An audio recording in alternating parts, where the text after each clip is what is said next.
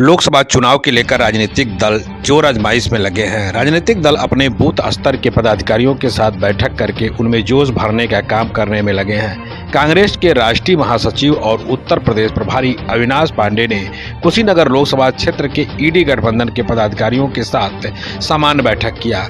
बैठक के दौरान कांग्रेस प्रदेश प्रभारी अविनाश पांडे ने ईडी गठबंधन के कार्यकर्ताओं में जोश भरते हुए कहा कि पूरे देश में बदलाव की आंधी चल रही है, इसीलिए सभी कार्यकर्ता पूरे जोश खरोश से चुनाव में लग जाए तो यह कुशीनगर और देवरिया की सीट हम भारी अंतर से जीत सकते हैं। उपस्थित लोगों को संबोधित करते हुए प्रदेश प्रभारी अविनाश पांडे ने कहा कि मणिपुर में लगभग 1 साल तक दंगा हुआ, महिला को निर्वस्त्र करके घुमाया गया, लेकिन देश के प्रधानमंत्री ने इस पर एक शब्द भी नहीं बोला।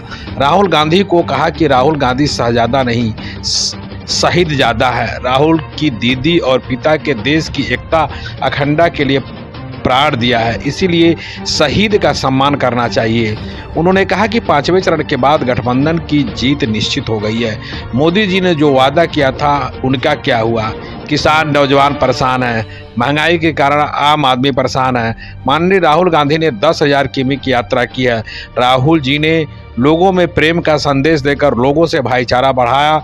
देश की जनता के विश्वास के दम पर पूरे देश में गठबंधन की आंधी आई है, इसीलिए मोदी सरकार का जाना पूरी तरह से माननीय राहुल गांधी जी ने पूरे देश में 10,700 किलोमीटर की यात्रा कर लोगों के बीच में एक प्रेम का संदेश देकर इस देश के कमजोर होते हुए भाईचारे को मजबूती प्रदान की है।